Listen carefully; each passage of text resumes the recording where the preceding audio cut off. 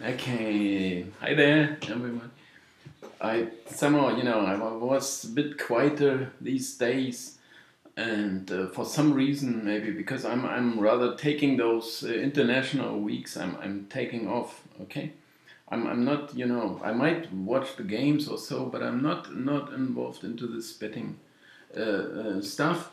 And I gave it up, you could say, more or less. But this is also for some reason, because all my concepts, they work best for the league football, and so I skipped all the cup competitions and all the internationals, because even if they play in groups or something like that, it is, you have 2 months or between two games, and the different lineups, and everything is changes. So what I need is every day's football, so every week's football rather, in league competitions when there are 18, 20 teams and they play on a weekly basis, each and with a changing home rights, so they play twice each other. Anyway, they could also, it would be fine if they played just once. Anyway, it's important that I have more data for that to make that whole concept work, that whole method rather that I'm using, because this is, I need that. And this is where it works best, and I'm quite happy with that, the way it works, and so I don't need this other stuff. Even if it's football, and you could say, well, international football, I like it, and I like to watch it, and I can do as well. But it's I skip that betting wise. That's all I'm trying to say. But still, I prepared something here for you, but I've done that rather quickly, and I didn't really check it myself. But I'm trying to explain what it's gonna be about. And because I made this one video where I said you can check the quality of your bets. What I'm giving you here is the chance of checking the quality of any kind of prediction. And this is a method, I met with a mathematician yesterday, and I introduced him to this, and I'm ready to spread my knowledge and to talk about it all, and maybe somewhere in science someone interested in that, and go ahead. So I'm happy to get famous or something. I don't know, but if it's but it's a method I developed myself. Anyway, what am I trying to do? I mean, I can just say any gambler and anyone, professional or trying to be professional, what is the best method to check if you're any good? Well, count your money. Okay, count it in the morning, count it in the evening, do it every day. But I heard a saying yesterday from where was it? China. A Chinese saying that said, if you count your money, it gets less, which is very good saying. I liked it. So you shouldn't do it. Rather, you will somehow find out if you're doing okay, if you see if you still got money or if you haven't got any left. So this is the most reliable method, and that's the one that really counts. So if you get lucky, and no idea how to do that in the long run, but if you get lucky, anyone that won in a lottery, something like that, he might never have to give that money back. So he had enough luck for his whole life. But anyway, this is about luck, something different.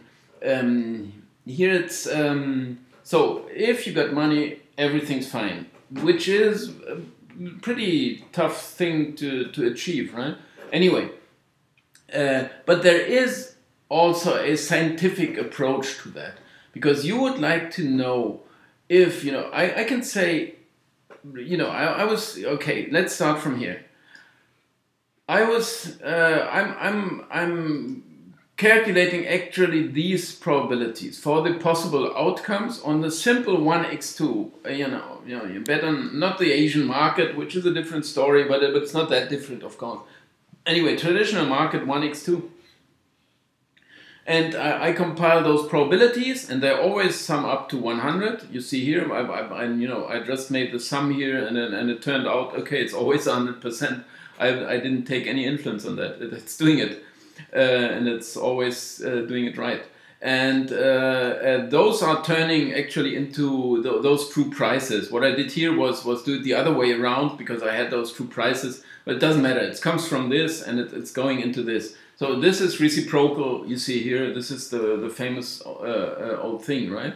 If you want to bet on a 120, that is like you need like 80% at least, and if your team does have more than 80%, you start to have a winning edge somehow. Or is it 83.33? I do not even know, right? I can type it in here, of course. That's 125, right? So so if you get a price above 1.20, which is very obvious because 40, and yeah, I don't want to explain that again. But I used to know those, yeah, but I forgot somehow. Anyway, so if you get a price at the market, this is my own prediction, of better than 2.10 on Frankfurt against Werder. Is it this week, or did they play? What are the games here? No, they had been playing, right? This was a 2-1, it was a home win. So if you got more than that, I of course, here are the results, right? Leipzig won very late on, Schalke won in Freiburg, and so on. Anyway, here are the results. Anyway, here are the true prices if you get, and you can check that back later. I think on Leipzig one did get a better price than 157, maybe 165 even, something like that, but I'm not sure. Union, you can still try and find out where the good bets may have been. So if you want to pause the video here, you can check it and maybe go this week back, because it's been 44b before the international break, right? Anyway, we got those true prices translating into probabilities. They're always 100%. We got those results here. I can say, okay, as soon as I have a bet, I can check the quality by those bets in the long run by counting the money, so to say, even if it gets less when you do it by this Chinese saying. So you shouldn't do it, which is very true, I think, right? Because you start to worry about the money. That's why you count it, and then it feels less, right? At least it feels less. But so yeah, but this would mean I would only have a statement and what is it? I could only just talk about those bets that I selected, which is a very limited amount of those things, right? Of those bets. So if I have one bet in Bundesliga 1 and one in Bundesliga 2, maybe, and it could be more. But anyway, if it's just a small selection, then I can count the money and say, okay, I somehow made good bets or bad bets in some sense. But I would like to know on a scientific basis whether or not those predictions had been any good. And this is the method that I needed to introduce, or to find first of all, and then to introduce and make use of it all my life, and all my betting life, my betting career, so to say. And I can show you some long-term results possibly. But I will explain that quickly. I try to, you know, it is a pretty, well, not complex, it's very easy to calculate, but it's, yeah, you have to try and start to understand, right? If, here I can calculate an expected probability, which is like any people that understand that expectancy values. You always do that by multiplying the chance of the event coming true times the what you need. So if you have times the value of it, right? This is the way you calculate it. So what would you do when calculating the I will simply show you here. If you calculate the probability, what one die is going to show, it's in 1/6 of the case, it's going to be a 1, and 1/6 of the cases, it's going to be 2. 1 divided by 6 times 3 plus 1. It's the probability times the value, right? Probability times the value plus probability times the value. So here, this is the simple formula, and obviously those probabilities sum up to 100% because it's 1/6 plus 1/6 plus 1/6. It's 6 times, and it's going to be 1, 2, 3, 4, 5, or 6. What is going to come out? Everyone would know, most likely it's a 3.5 you would expect. I can't say any better, right? What would I expect to roll? Well, I expect a 3.5, that's all. It's the best I can get, right? And if you sum up, if you make an experiment, which I could instantly do here as well, just to show you, oh well, that takes maybe a minute, so I should maybe type it in before, right? Anyway, if I would make that random experiment. So just produce here some numbers that the die is going to show. Then you will have a sum of that and divide it by the number of attempts, and then you have 3.5 on average. I mean, you won't have it every time, and it's not, of course, you can't have it in one go anyway. But this is how you calculate expectancy and expectancy value, and this is the same here. What do I expect to happen here? Well, in 47.6% of the cases, I expect to occur 47.6%, right? Because it's not a home win, because this is not a real value. I would expect this value to come true. So it's the square of that probability plus the square of this plus the square of this. To this, what would you say? I don't know this English expression, but this times itself plus this times itself plus this times itself. So this is what I would expect here, because I simply calculate the expectancy value for the probability, because it's the probability of this to happen times the value. So this is this times itself, because this is the probability for it to happen. And it's a very simple method. And here, what I said here is, if it's a 2-1, it's a tendency home win. And in that case, I fill in here the value of the event coming true. It's like that one die, it can't show 3.5, but in the long run, it will come up to 3.5. So this is the same thing that's going to happen here in the long run. I should. But here, that's where we leave the space of mathematics and reliability, what the mathematicians seek or are looking for, because we don't know those probabilities. But anyway, in case this were the probabilities, this is the expected probability that I would come here. In this case, I can't hit this, but this is one that just happened. And I have to tell you and promise, I did not check this week's result with this method, just to show you here and keep some excitement for myself, just to make sure. The lowest value possible here would be, in case I would enter 1/3 for each. So this is like an alien was starting to predict football matches, right? You tell him they're gonna play, two teams are gonna play each other, and you have a possibility of 1, X, or 2. What are your predictions? What is gonna happen? Then you would say, well, I have no idea. All I can say is 3 outcomes, 1/3 each. That's the best I can do. In case you do this times itself plus this times itself, maybe you notice already, but maybe it's better to show here, plus this times itself. This is exactly the same thing that I've done up here, right? Then you get the lowest probability prediction, which is 0.33. As soon as you, because the sum has to be, of course, 100%. If you disobey this rule, then this is, of course, 100%, and you have the lowest pro. What would this gonna say? This line here, it would say, I don't know. And everything's got 1/3, so I expect 1/3 to occur, and this is what is gonna occur. Because no matter if home win, draw, or away win, you will have the entry of the event that came true, which was what I did here. Home win, Frankfurt did win, so 47.6, Leipzig did win, so 63.77. That's all been favorites, but this 1-1 was an outsider, so it was 22.8. I can check here, of course. This was Gladbach against Mainz. Mainz won a point.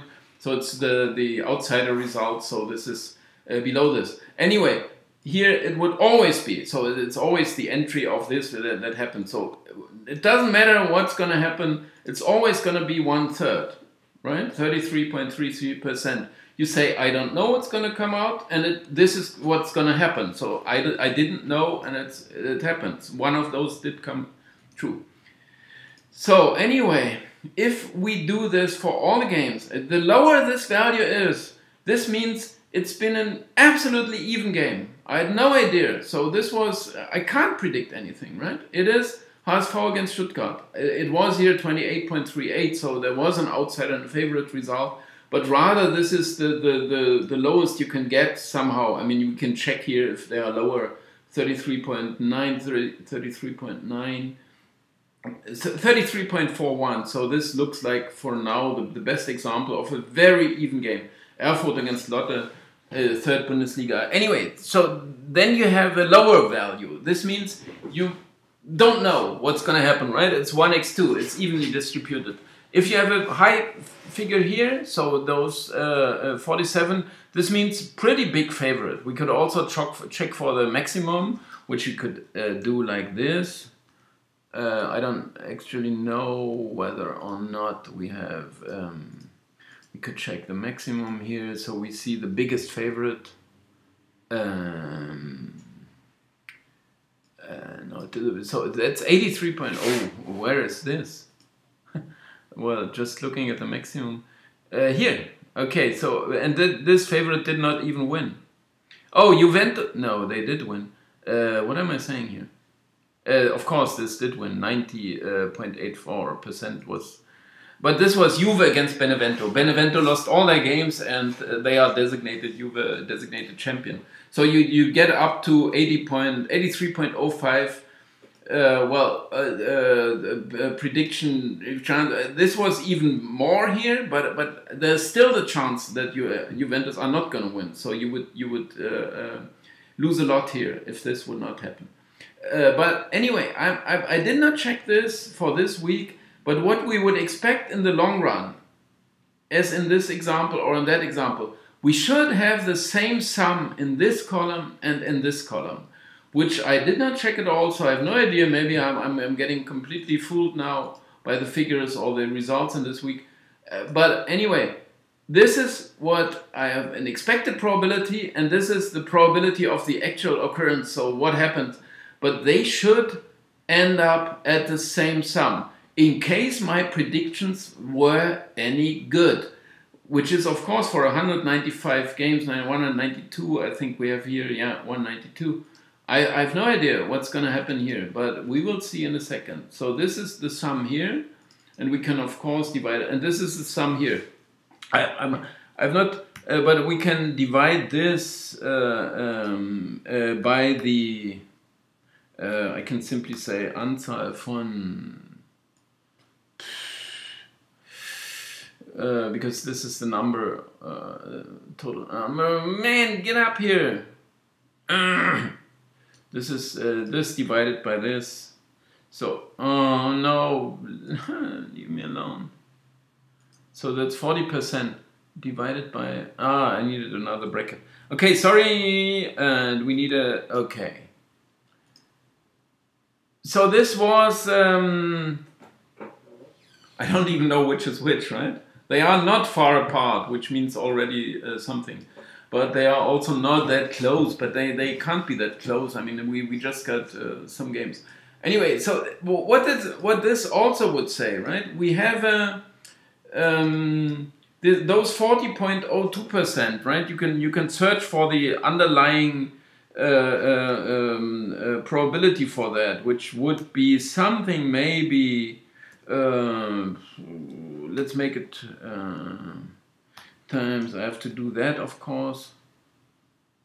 Times 0.55 plus, and now I need one figure to make it 100%, which is 0.27. No, 0.17 times 0.17.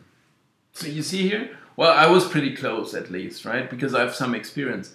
Anyway, so this is what this would say is we can have a prediction of like 55% favorite. This is the average we could get. This is the best we could, the maximum we could squeeze out here, so to say, right? So the favorites, they are on average 55. This is the distribution of the favorism that exists, right? You have some chance of selecting a favorite because they are there, right? Sometimes they are even heavy favorites, but sometimes they are very even matches, so you can't predict anything, right? So I'm squeezing out how much I can possibly predict. I mean, this had not been perfect. I should have been here rather 0.53 times 0.53 and take this away from here. No, I had to add this up, but what I do is I'm gonna take it away from here and take this back here.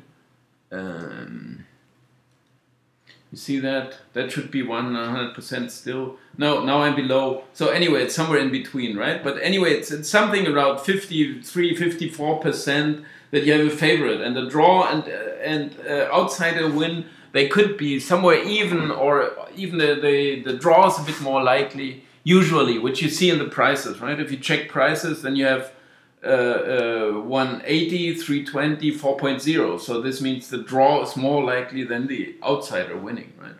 Which is also pretty obvious, right? If you are an outsider, what would we try to achieve? Okay, we won a point, very good. So you're happy already, and this is closer to the win, of course, right? So, and if the favorite is down a goal, then they say at least one goal, we need 1 point.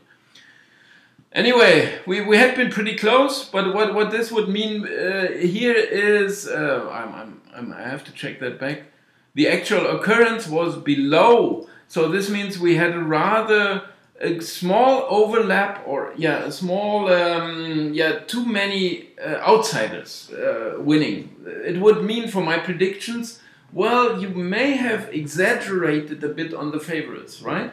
Because this is all I can only squeeze out for now. There had been some more outsiders doing well this weekend, right? I'm gonna stop this now, and I hope you take something from that. I'll try to get back to that and make use of all those tools we're winning here, and somehow, you know, keep you on track how to get there. Thanks a lot for watching. Bye. See you.